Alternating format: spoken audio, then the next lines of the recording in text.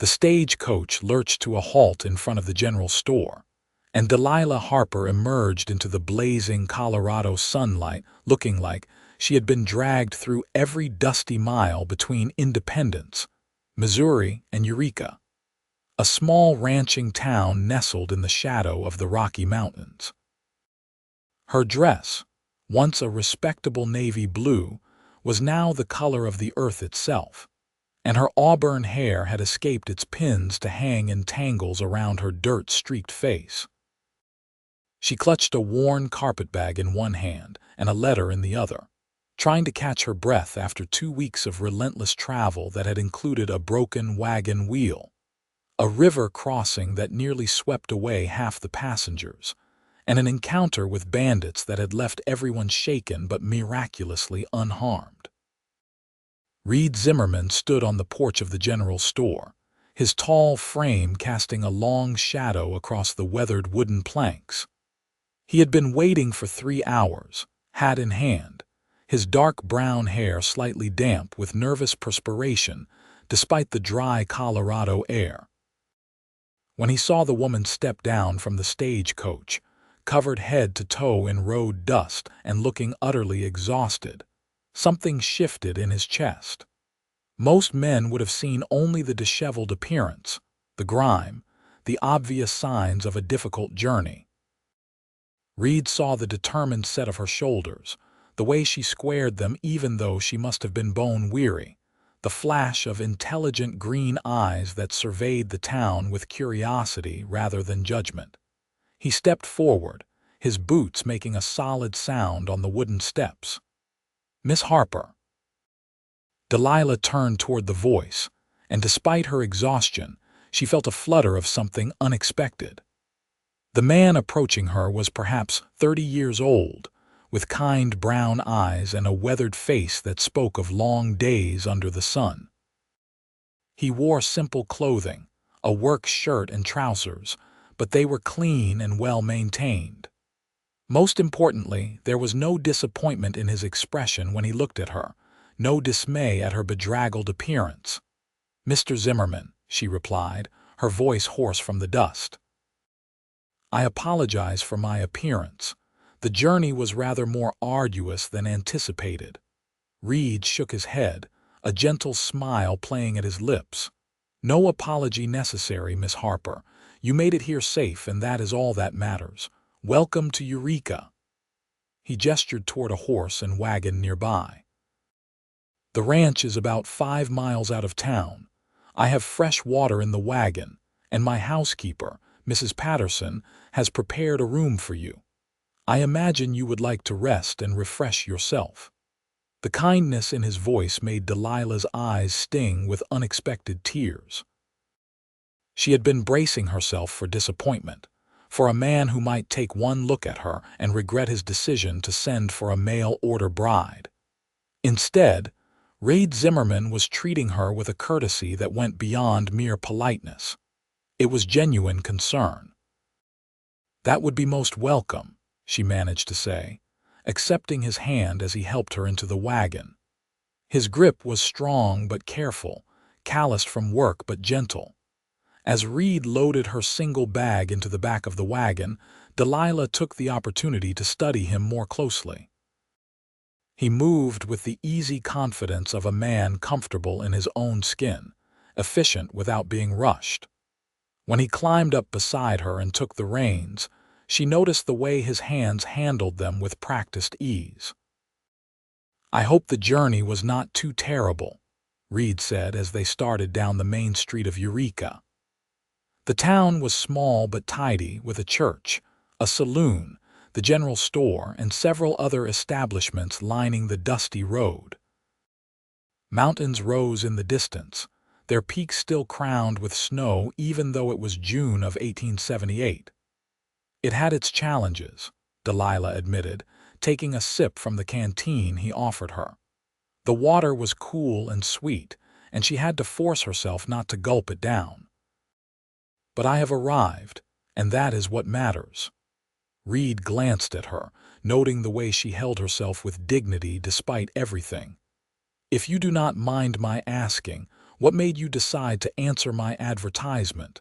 A woman like you must have had other options." Delilah was silent for a moment, watching the town give way to open grassland dotted with cattle. "I could tell you that I was seeking adventure, or that I wanted to see the West, but the truth is simpler. My father passed away last year, leaving debts I could not pay. My choices were to become a burden on my married sister and her struggling family, or to find my own way. Your letter was kind and honest. You did not make grand promises or try to paint yourself as something you were not. You simply said you needed a wife to help build a life on your ranch, and that you would treat her with respect and provide for her. That honesty meant more to me than a dozen flowery proposals." "I appreciate your candor," Reed said, and she could hear the sincerity in his voice. "I will be equally honest with you. I have been running my ranch for 8 years now, ever since my father died and left it to me. It is a good life, but it is lonely. I need a partner, someone to share the work and the rewards. I am not looking for a servant or a decoration. I am looking for a companion." Something in Delilah's chest loosened at those words. "I believe we may suit each other well, Mr. Zimmerman." "Reed," he corrected gently. "If we are to be married, we should use given names." "Reed," she repeated, tasting the name, "and you must call me Delilah." "Delilah," he said and smiled. "It suits you."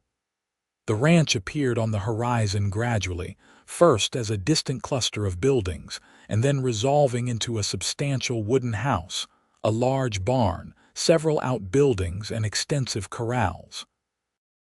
Cattle grazed across rolling grassland, and Delilah could see several horses in a nearby paddock. It was more prosperous than she had dared to hope, well-maintained and clearly the product of years of hard work.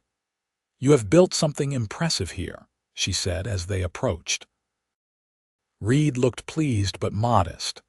"The land is good and I have help. 3 ranch hands who live in the bunkhouse and Mrs. Patterson who comes in 3 times a week to help with the house. But it needs a woman's touch, a real presence. I think you will see what I mean." When they reached the house, a plump woman in her 50s emerged, wiping her hands on her apron. Mrs. Patterson had a kind face and sharp eyes that assessed Delilah with the practiced gaze of someone who had seen much of life. "So this is the bride, Mrs. Patterson said, her voice gruff but not unkind. "Lord have mercy, Reed.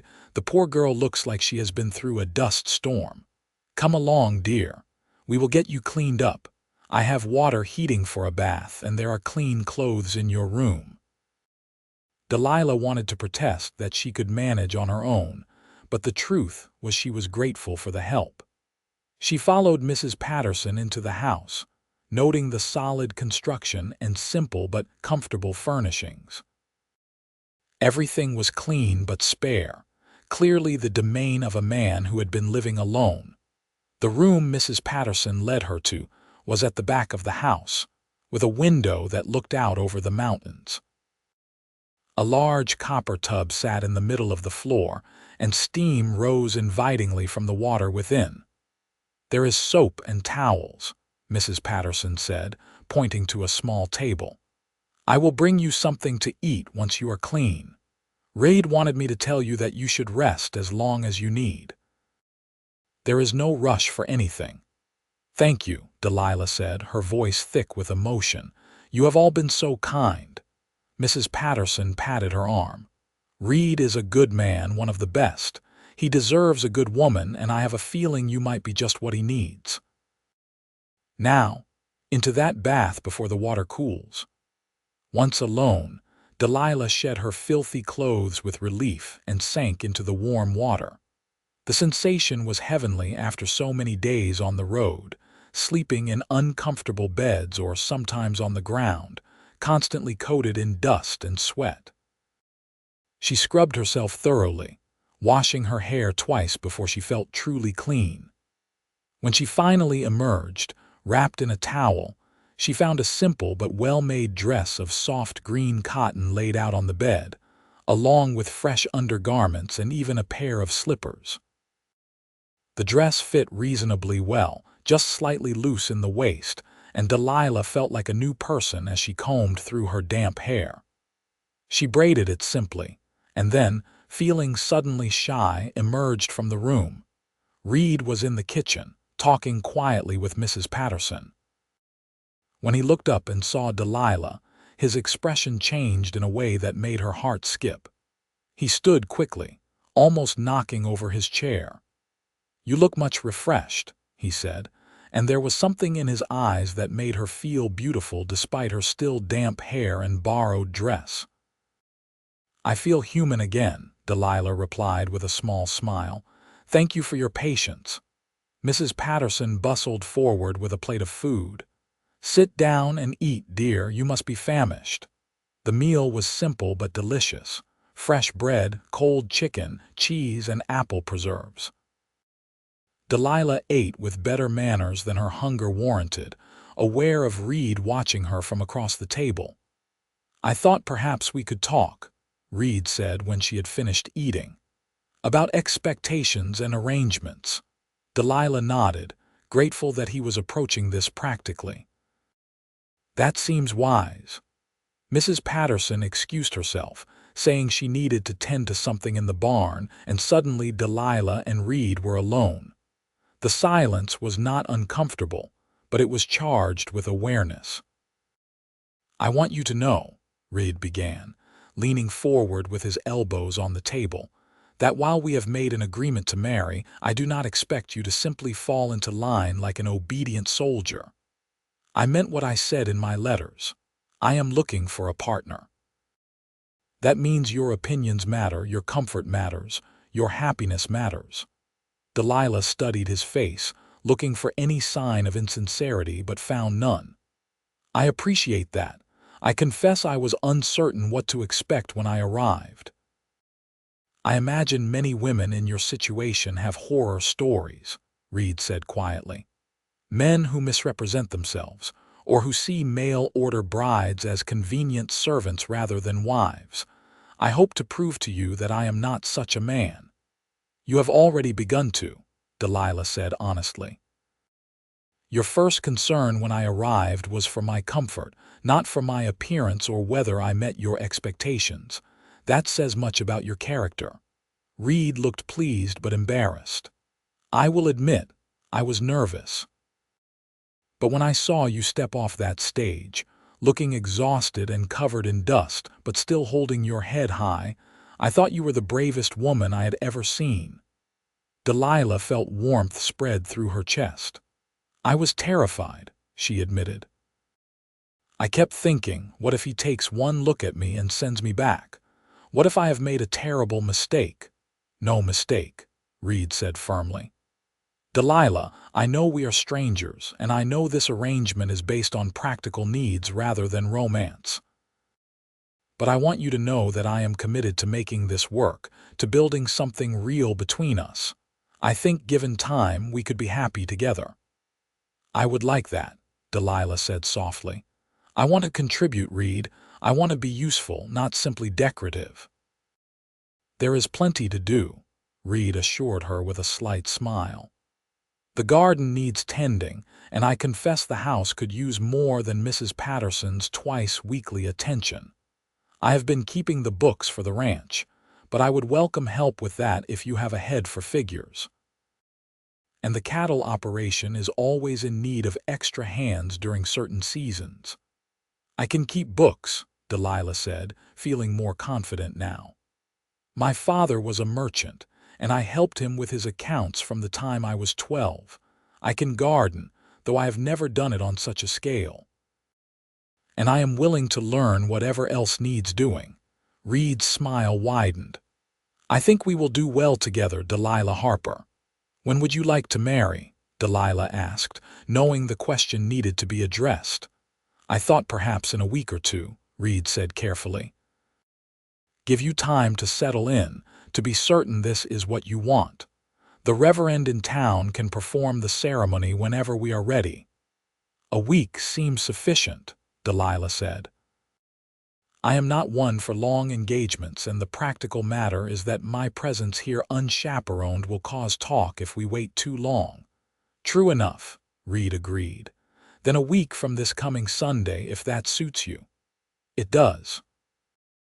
They spent the rest of the afternoon talking, learning about each other in the comfortable kitchen, while Mrs. Patterson moved in and out, attending to various tasks. Delilah learned that Reed had been born in Ohio, had come west with his parents as a young man, and had taken over the ranch when his father died of pneumonia. His mother had passed 2 years later, and he had been alone ever since except for his hired hands and Mrs. Patterson. In turn, she told him about her life in Independence, about helping her father in his store, about losing him to a heart ailment that struck suddenly and left her alone except for a sister, whose husband could barely support his own family. She spoke of the difficult decision to come west, the fear and hope intertwined. As the sun began to set, painting the sky in shades of gold and rose, Reed showed Delilah around the ranch.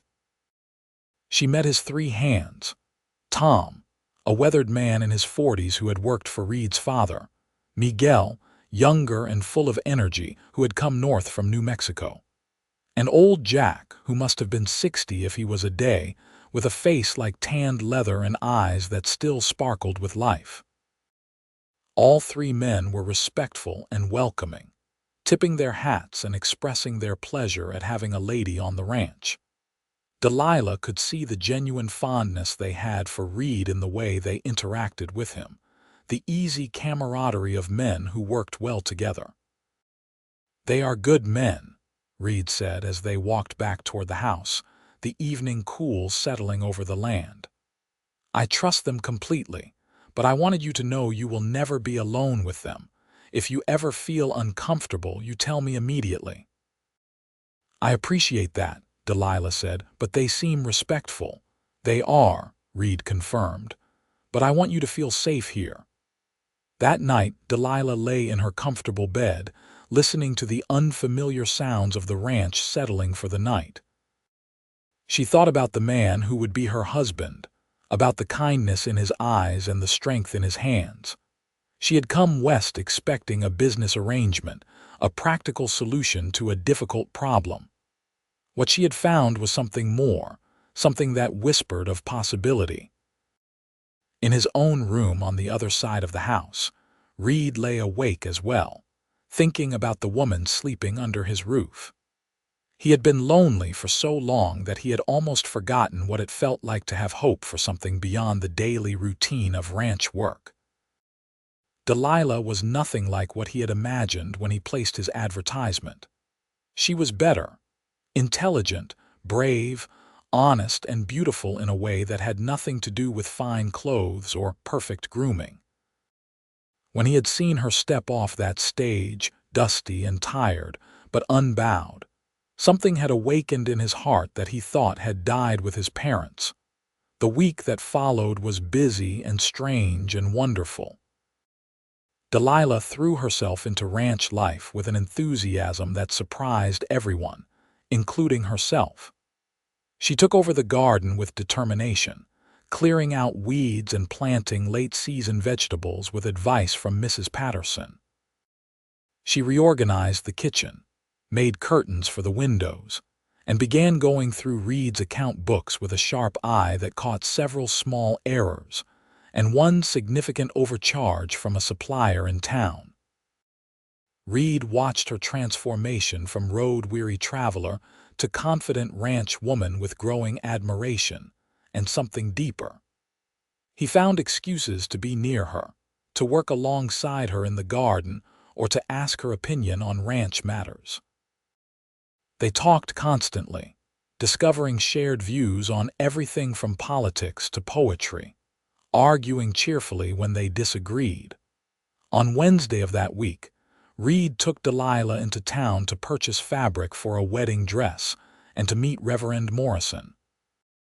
The town was quiet in the morning sun, and several people stopped to greet Reed and eye Delilah with curiosity.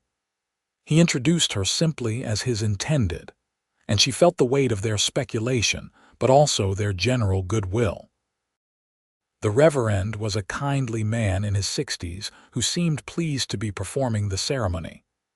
"It will be good to see this young man settled," he told Delilah with a smile. "He has been alone too long."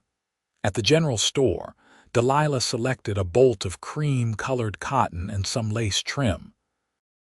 She had never been one for fancy things, but she wanted to look nice for Reed. The store owner's wife, a cheerful woman named Sarah Chen, whose parents had come from China to work on the railroad, offered to help with the sewing. "I am always happy to see Reed finding happiness," Sarah said as she measured out the fabric. "He has done much for this town, helping folks when they needed it. He deserves someone good." The casual words warmed Delilah. She was learning that Reed was respected here, known for his fairness and generosity. It made her feel proud, as though she had chosen well even when she had been choosing somewhat blindly. On the way back to the ranch, Reed stopped the wagon at a high point that overlooked the valley. The view was breathtaking, mountains in the distance, grassland rolling away in every direction, the ribbon of the creek glinting in the sunlight. "This is my favorite spot," Reed said quietly. "When things get difficult, when the work seems too much or the loneliness too deep, I come here and remember why I do this. The land is beautiful and harsh and honest. It gives back what you put into it, no more and no less." Delilah stood beside him, feeling the wind tug at her skirts. "It is magnificent. I can see why you love it." Reed turned to her, his expression serious. "Delilah, I want to say something before we marry. You need to know that you can still change your mind. If you have doubts, if you are uncertain, I will buy you a ticket back to Missouri and enough money to start fresh. I do not want you to feel trapped." Delilah met his eyes, seeing the sincerity there, the goodness. She reached out and took his hand, feeling the calluses, the strength. "I have no doubts, Reed. These past few days have shown me that coming here was the right choice. You are a good man, and I believe we can build something worthwhile together." Reed squeezed her hand gently. "I am grateful you came, dusty and exhausted as you were. I took one look at you and knew you were exactly what I needed, what the ranch needed. Not because you were pretty, though you are, but because I could see your spirit shining through all that road dust." Delilah felt tears prick her eyes. "No one has ever said anything like that to me before." "Then they were fools," Reed said simply. "You are remarkable, Delilah Harper, and I am the luckiest man in Colorado." They stood there together, hands clasped, looking out over the land that would be their shared future. Delilah felt something shift inside her, the last of her fear falling away. This was not just a practical arrangement anymore. It was becoming something real, something that felt like the beginning of love. The days leading up to the wedding passed in a blur of preparation. Mrs. Patterson threw herself into cooking for the small celebration, enlisting Delilah's help. The two women worked side by side, and Delilah learned that Mrs. Patterson had come west as a young widow, had raised 3 children on her own while working whatever job she could find. Now her children were grown and scattered, and she had found a comfortable place helping Reed and several other families in the area. "He is like a son to me," Mrs. Patterson confided as they kneaded bread dough together. "I watched him grow from a serious boy into a good man. He deserves happiness, and I think you will give it to him." "I will try," Delilah promised. "He has certainly given me a chance at a new life." "It goes both ways," Mrs. Patterson said firmly. "You are not just some charity case, girl. You are bringing your own strengths to this marriage. Do not forget that." The words bolstered Delilah's confidence. It was easy to feel like she was the one receiving all the benefits, but the truth was that Reed needed her too.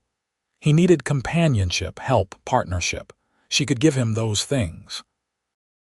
On Saturday evening, the night before the wedding, Reed asked Delilah to take a walk with him. They strolled through the growing dusk, listening to the cattle settling for the night and the evening birds calling to each other. "I have something for you," Reed said, stopping near the creek.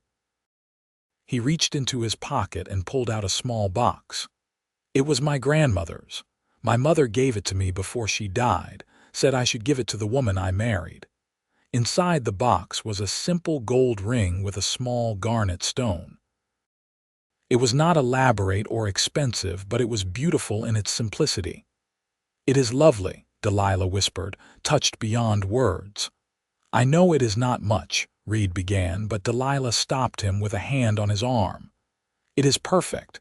It means something, comes with history and love. That is worth more than any expensive bauble." Reed took the ring from the box and, somewhat shyly, slipped it onto her left hand. It fit perfectly, as though it had been made for her. "Tomorrow you will be my wife," he said softly. "I want you to know that I will do everything in my power to make you happy, Delilah. You deserve that." Delilah looked up at him, at his honest face and kind eyes, and felt her heart overflow. "Kiss me, Reed," she whispered. He did, gently at first and then with growing passion. It was Delilah's first real kiss, and it was everything she had not known to hope for, tender and exciting, full of promise. When they finally pulled apart, both were breathing hard. "Tomorrow cannot come soon enough," Reed murmured, resting his forehead against hers. "Tomorrow," Delilah agreed and smiled. The wedding took place on Sunday afternoon in the small church in Eureka. Delilah wore her new cream-colored dress, her auburn hair arranged simply with wildflowers from the ranch woven through it. Reed wore his best suit, his hair neatly combed, looking handsome and nervous. The church was more crowded than Delilah had expected. It seemed half the town had turned out, along with Reed's ranch hands and Mrs. Patterson, who sniffled throughout the ceremony. Sarah Chen and her husband were there, as were several other ranching families from the area. Delilah was touched by their presence, by their willingness to welcome a stranger into their community. Reverend Morrison kept the ceremony simple and heartfelt. When it came time for the vows, Reed's voice was strong and sure. "I, Reed Zimmerman, take you, Delilah Harper, to be my lawfully wedded wife. I promise to love and cherish you, to work beside you, to be faithful and true until death parts us." Delilah's voice trembled slightly, but did not break. "I, Delilah Harper, take you, Reed Zimmerman, to be my lawfully wedded husband. I promise to love and cherish you, to work beside you, to be faithful and true until death parts us." When the Reverend pronounced them husband and wife, Reed kissed Delilah gently, mindful of their audience but unable to hide his joy. The church erupted in applause and cheers. The celebration afterward was held at the ranch, with tables set up outside under the early summer sky. Mrs. Patterson had outdone herself, and there was enough food to feed an army. People ate and drank and danced to the music provided by a local man with a fiddle and another with a guitar. Delilah was swept into dance after dance, first with Reed and then with various townspeople who wanted to welcome her properly.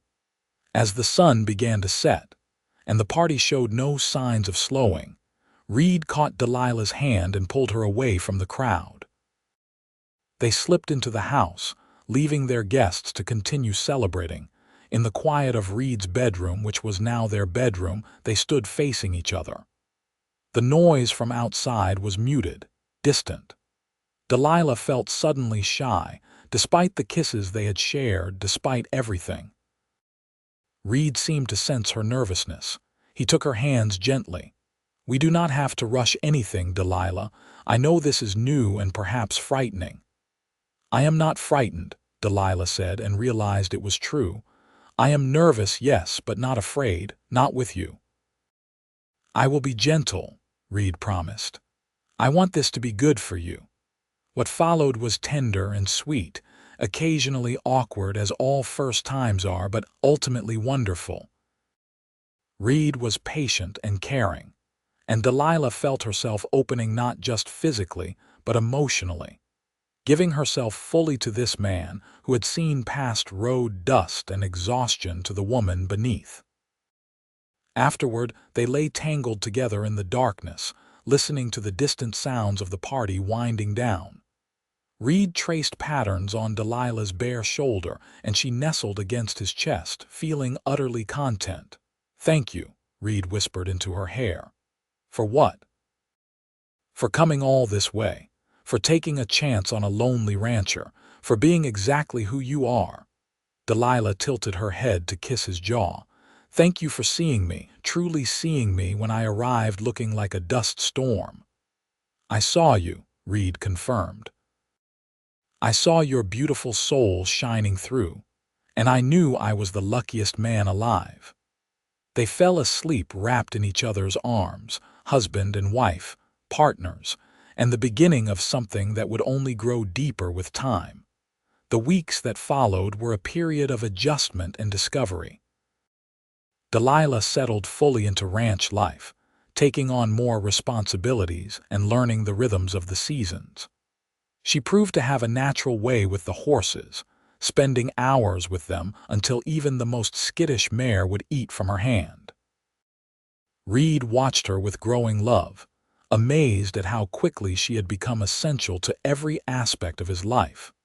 They worked side by side during the long summer days, moving the cattle to fresh pasture, mending fences, bringing in the hay. In the evenings, they would sit on the porch together, sometimes talking, sometimes simply enjoying the companionable silence. Reed taught Delilah to ride, delighting in her fearlessness as she learned to handle a galloping horse. Delilah taught Reed to appreciate poetry, reading to him in the evenings until he began to see the beauty in words arranged just so. Their physical relationship deepened as well, the initial shyness giving way to passion and playfulness. They learned each other's bodies and preferences, discovering joy in giving and receiving pleasure. Delilah bloomed under Reed's attentions, becoming more confident and assured. In late August, they made their first trip to Denver together to sell cattle. It was Delilah's first time in a real city, and she marveled at the buildings and the crowds while keeping a firm grip on Reed's arm. They stayed in a hotel, a luxury that felt strange after months of ranch life, and attended a theater performance that left Delilah breathless with wonder. "This is good too," Reed said as they walked back to their hotel through the gaslit streets, "but I prefer the ranch. I prefer our life there." "So do I," Delilah agreed. "This is lovely, but it is not home. Home is the ranch with the mountains in the distance and the wind across the grass." Reed stopped and kissed her right there on the street, not caring who saw. "I love you, Delilah Zimmerman." It was the first time he had said it so plainly, and Delilah felt her heart soar. "I love you too, Reed, more than I knew it was possible to love someone." Fall arrived with its riot of gold and red in the aspen groves. The work intensified as they prepared for winter, bringing the cattle down from the high pastures, laying in supplies, making repairs to buildings and equipment. Delilah threw herself into preserving food, filling the cellar with jars of vegetables and fruits, smoking meat, preparing for the long Colorado winter. In October, Delilah began to suspect she was pregnant. She said nothing for a few weeks, wanting to be certain, but when she finally told Reed, his reaction was everything she could have hoped for. He picked her up and spun her around, laughing with pure joy, before carefully setting her down and fussing over her as though she were made of glass. "I am not fragile," Delilah protested, amused and touched by his concern. "You are carrying our child," Reed said, his hand resting gently on her still flat stomach. "That makes you precious beyond measure." "I was already precious to you," Delilah teased, More so now, Reed insisted. How are you feeling? Do you need anything? Should you be resting? I feel perfectly fine, and I will not spend the next 7 months lying about like an invalid, Delilah said firmly. Women have babies while continuing to work. I will be sensible, I promise, but I will not stop living. Reed knew better than to argue with that tone, but Delilah noticed that he took on more of the heavier tasks without mentioning it, and he insisted she rest more often than she might have otherwise. His care and concern only deepened her love for him. Winter came hard and cold, with snow piling high around the ranch buildings. They were snowed in for weeks at a time, the world reduced to the small circle of buildings and the handful of people who lived there. But Delilah found she did not mind. The house was warm, the company was good, and she had Reed beside her every night. They spent the long winter evenings in various ways. Reading, playing cards, Reed carving small wooden animals while Delilah sewed baby clothes. The ranch hands would sometimes join them, and they became like family. Miguel taught Delilah some Spanish, and she taught him to read English better. Old Jack told stories of his youth, of coming west during the gold rush and all he had seen. Tom was quieter but kind, often whittling little toys for the coming baby, Mrs. Patterson visited as often as the weather allowed, bringing news from town and her own wisdom about pregnancy and childbirth. She had delivered all 3 of her children with only a midwife's help, and she reassured Delilah that women were built for this, that she would be fine. As Delilah's belly swelled with the growing child, Reed seemed to fall more in love with her every day. He would rest his hand on her stomach, marveling at the kicks and movements. He talked to the baby, telling stories about the ranch and the life they would have together. Boy or girl, it does not matter, Reed said one snowy evening as they lay in bed, his hand on Delilah's stomach. As long as the baby is healthy and you are safe. I think it is a boy, Delilah said. The way he kicks, he feels strong and determined. Like his mother, Reed murmured, kissing her temple. Spring came late that year, but when it finally arrived, it was glorious. The snow melted into rushing streams, the grass turned green almost overnight, and the world came back to life. Delilah was heavily pregnant by then, moving more slowly but still insisting on helping where she could.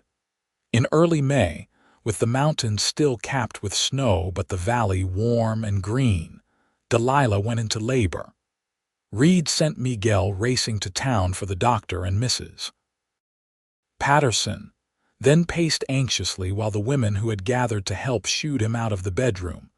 The labor was long and difficult, as first labors often are. Delilah bore it with the same determination she brought to everything, though there were moments when she cried out and Reed, listening from the other room, felt his heart would break from not being able to help her. But in the early morning hours, as the sun was just beginning to paint the eastern sky pink and gold, a baby's cry rang out strong and clear. Reed burst into the room to find Delilah exhausted but smiling, holding a squalling infant wrapped in a soft blanket. "A son," she said, her voice hoarse but triumphant. "We have a son, Reed." Reed knelt beside the bed, looking at his wife and child with awe. The baby had stopped crying and was staring up at him with dark, unfocused eyes. He had a shock of dark hair and tiny, perfect features. "He is beautiful," Reed whispered. "You are both beautiful. Thank you, Delilah. Thank you for this gift." They named him Daniel Harrison Zimmerman, and he was indeed strong and determined with healthy lungs that he exercised regularly. Reed proved to be a devoted father, walking the floor with Daniel when he was fussy, changing diapers without complaint, helping however he could while still managing the ranch. Watching Reed with their son only made Delilah love him more.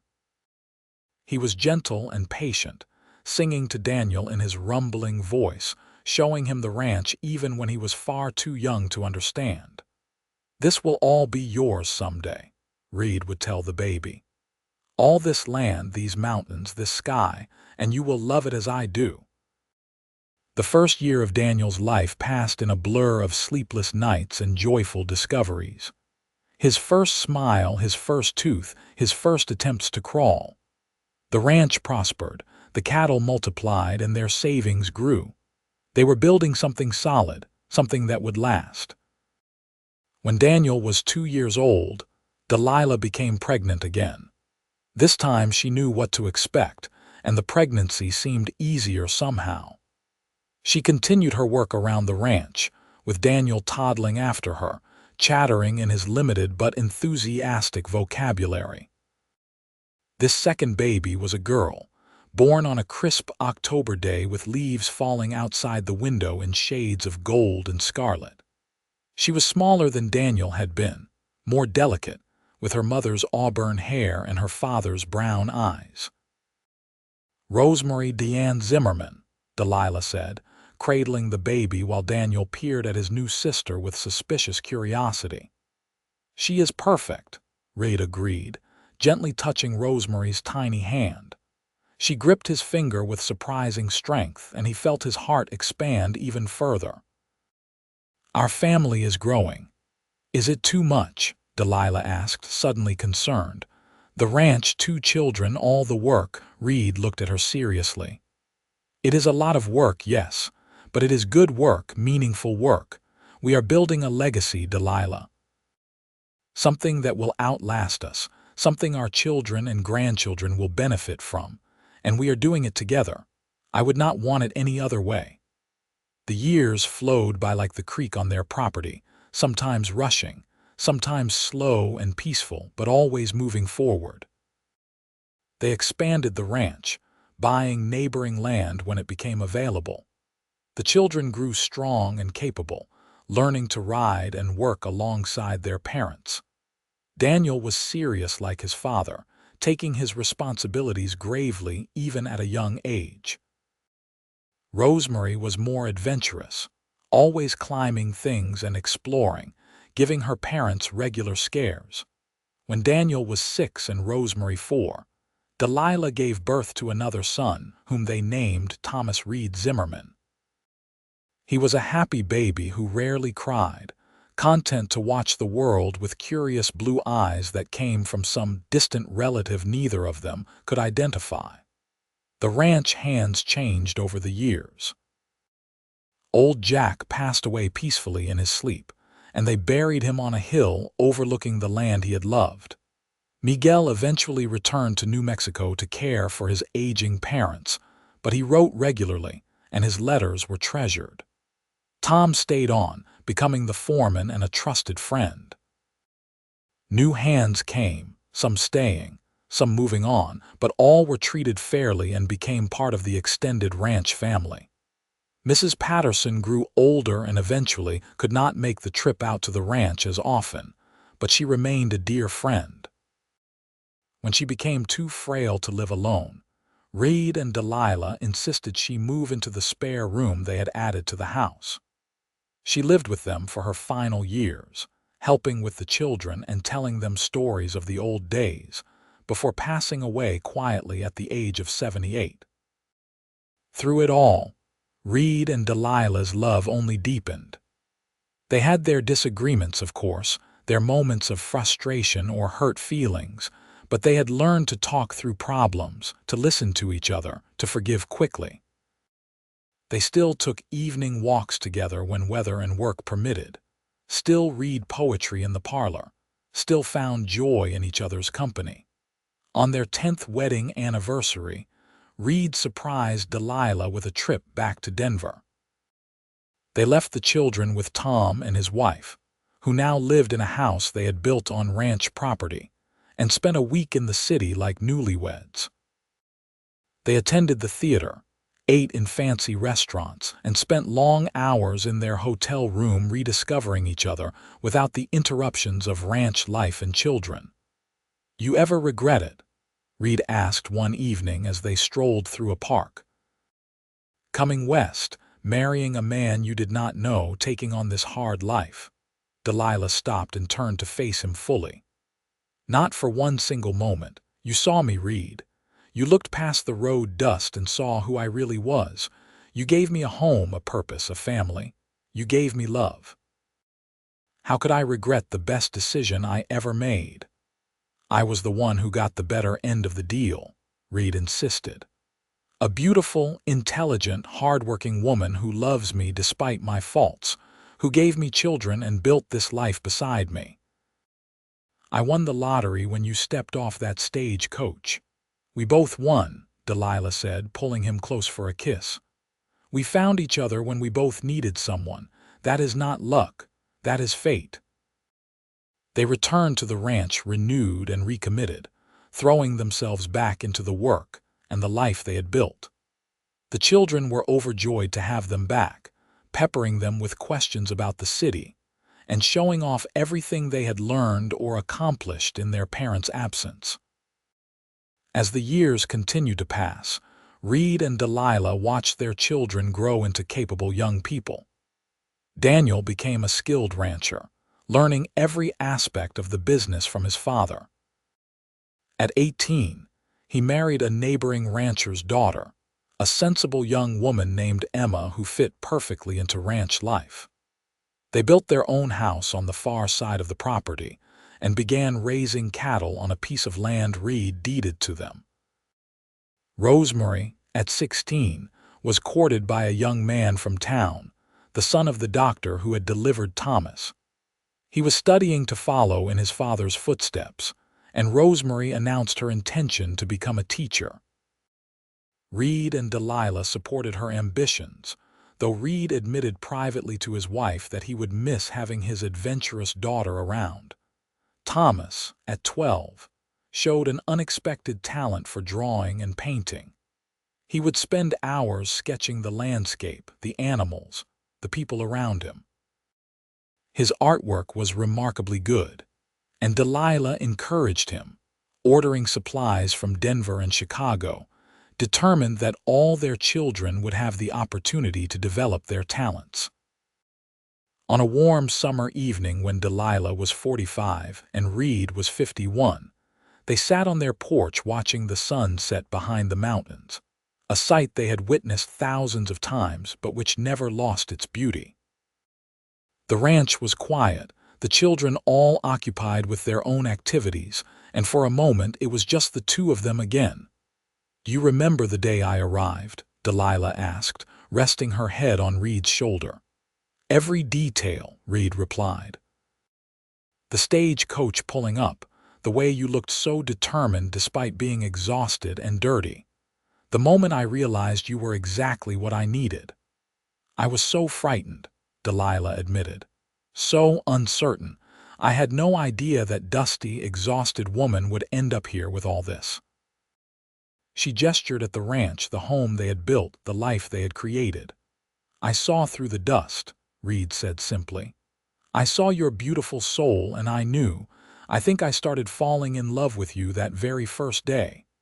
"I am glad," Delilah said softly. "Because I fell in love with you too, with the kind man who offered me water and worried about my comfort before anything else. You gave me everything, Reed. Everything that matters." "We gave each other everything," Reed corrected. "We built this together, Delilah. Every bit of it we did together." They sat in comfortable silence, watching the stars begin to emerge in the darkening sky. The life they had built was not perfect. There had been hardships, drought years and harsh winters, sick cattle and difficult births, losses and disappointments. But through it all, they had each other, and that had made all the difference. As more years passed and they grew older, Reed and Delilah began to step back from the daily running of the ranch, letting Daniel and Emma take over more of the responsibility. They still helped where they could, but they also took time to enjoy the fruits of their decades of labor. They traveled occasionally, visiting Thomas, who had moved to San Francisco to study art, attending Rosemary's wedding to her doctor sweetheart, delighting in the arrival of grandchildren. Daniel and Emma had 3 children, 2 boys and a girl. Rosemary and her husband had twin girls. Even Thomas, despite living in California, eventually married and had a son who showed signs of inheriting his father's artistic talent. The ranch house, which Reed and Delilah had expanded several times over the years, filled regularly with family for holidays and celebrations. On their 25th wedding anniversary, the entire family gathered for a massive celebration. Neighbors came from miles around and the party went on for 2 days. There was music and dancing and enough food to feed half of Colorado. During a quiet moment, Daniel stood to make a toast. "To my parents," he said, raising his glass, "who built something remarkable not just in land and cattle, but in love and family. Who showed all of us what it means to work hard, to honor your commitments, and to love completely. Everything we are, everything we have, we owe to them." The crowd cheered and drank, and Reed and Delilah stood together, acknowledging the love and respect around them. Later, as the party was winding down, Delilah found herself talking with Emma, her daughter-in-law. "Thank you," Emma said, "for raising such a good man. Daniel is everything a husband should be, and I know he learned that from watching Reed." "Reed is indeed a good man," Delilah agreed. "The best, but Daniel chose to follow that example. That says something about his character, too." "How did you know?" Emma asked curiously. "When you came here as a mail-order bride, how did you know it would work?" Delilah thought about that question, remembering that dusty afternoon 25 years ago. "I did not know," she said honestly. "I was taking a terrible risk coming across the country to marry a stranger, but Reed saw me. Truly saw me, not just what I looked like but who I was inside. And I saw him too, his goodness and his strength. We chose to trust each other to build something together. Love came from that choice, grew from it. We tended it like a garden and it flourished." Emma nodded thoughtfully. "That is beautiful. Thank you for sharing that." As the sun set on that anniversary celebration, Reed and Delilah walked slowly to their favorite overlook, the place where Reed had once told her this was his favorite spot. They stood looking out over the land they had worked for decades, the land that would pass to their children and grandchildren. "I would do it all again," Reed said quietly. "Every hard day, every struggle, every moment of doubt, it was all worth it to end up here with you." "So would I," Delilah agreed. "You know, people always focus on the fact that I arrived covered in road dust, like that was some obstacle you had to look past. But I think that dust was a blessing. It stripped away any pretense, any facade. You saw me at my worst, exhausted and dirty and uncertain, and you saw me anyway. You saw my soul." "Your beautiful soul," Reed corrected, pulling her close. "That is what I fell in love with, what I have loved every day since. The dust washed away, but your soul, that is forever."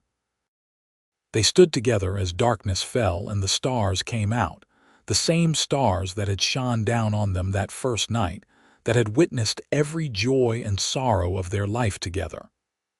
The wind carried the scent of grass and pine, the familiar smell of home.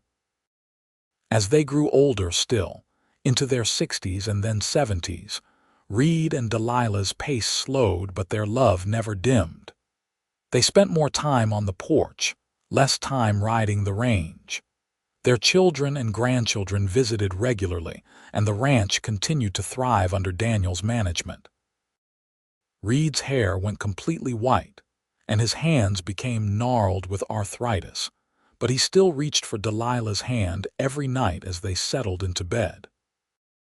Delilah's auburn hair faded to soft gray, and her face lined with years of sun and laughter, but Reed still told her she was the most beautiful woman he had ever seen. On a spring morning when Reed was 75 and Delilah was 69, they sat on their porch as they had done thousands of times before. The mountains were clear and sharp against the blue sky, and the meadowlarks were singing. Reed reached over and took Delilah's hand, his grip still strong despite his years. "I love you, Delilah," he said, as he had said countless times before, but with no less feeling.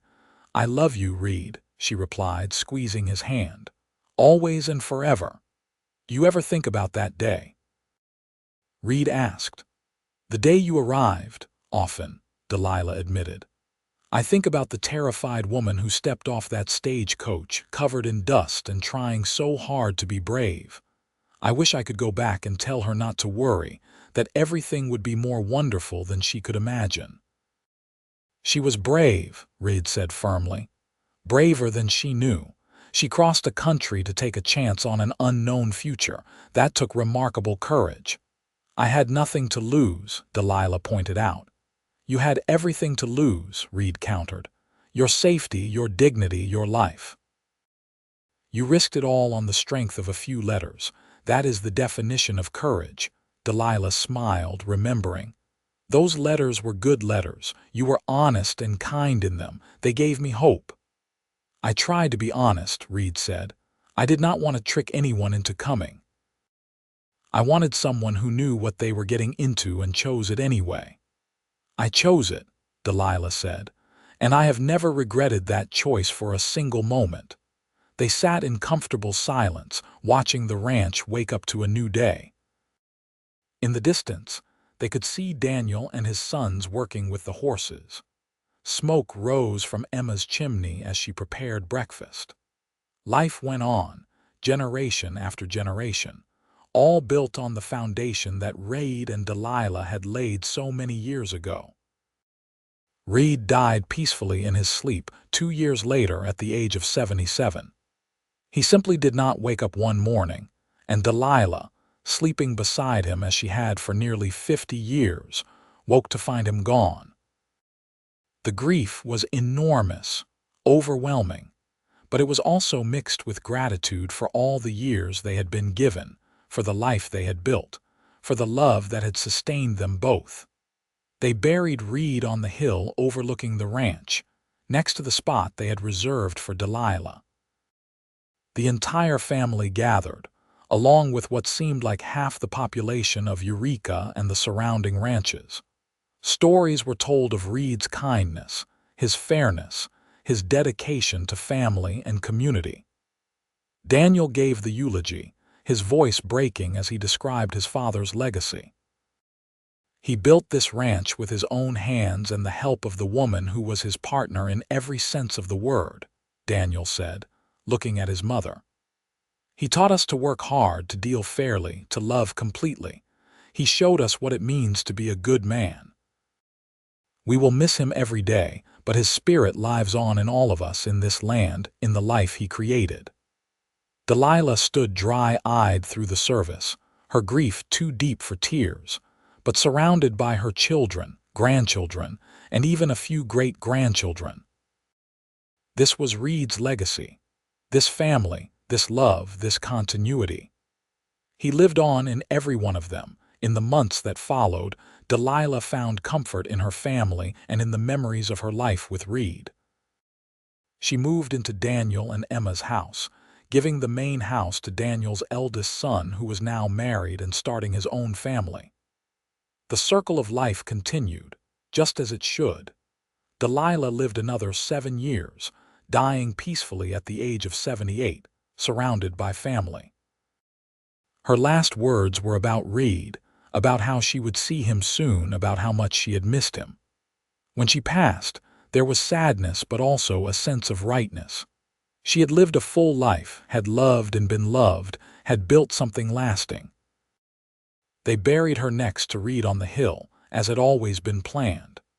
The 2 headstones stood side by side, marking the resting place of the couple who had built a dynasty from nothing but hard work, faith, and love. The inscription on Reed's stone read, "Reed Zimmerman, 1847–1924. Beloved husband, father, and friend, he saw beauty where others saw only dust." The inscription on Delilah's stone read, "Delilah Zimmerman, 1858–1933. Beloved wife, mother, and friend, She traveled far to find home and built it with love. Years passed and then decades. The ranch continued to thrive, passed down through the generations. The story of Reed and Delilah became family legend, told and retold to each new generation of Zimmermans.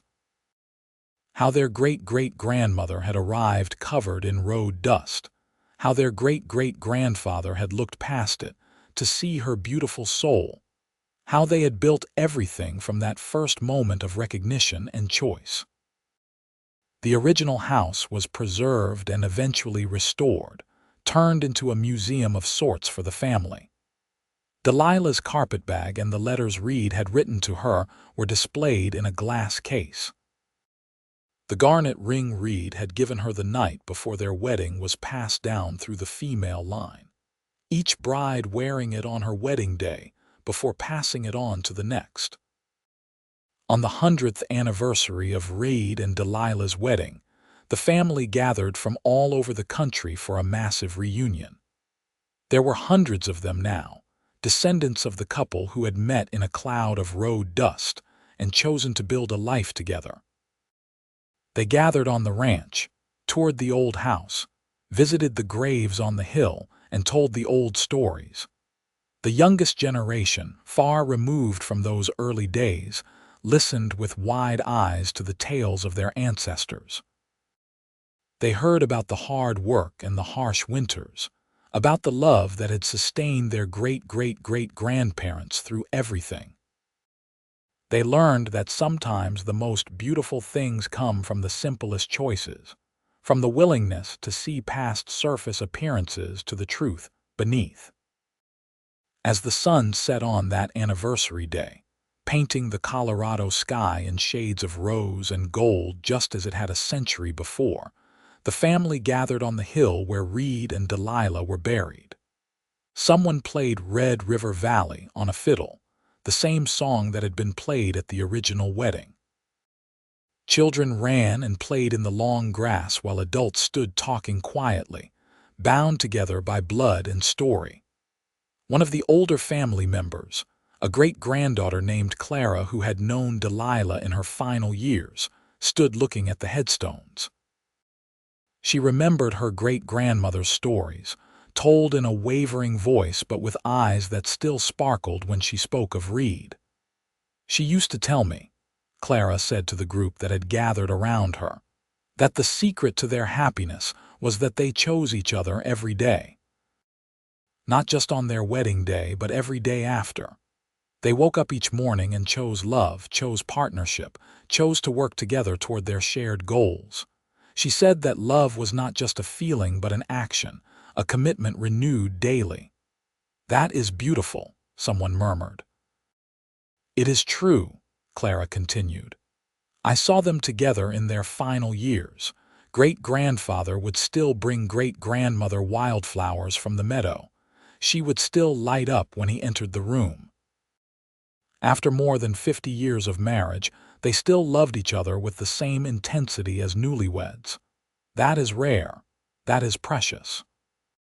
As darkness fell and the stars emerged, the family slowly dispersed, heading back to the main house or to their vehicles, back to their modern lives so different from the one Reed and Delilah had known.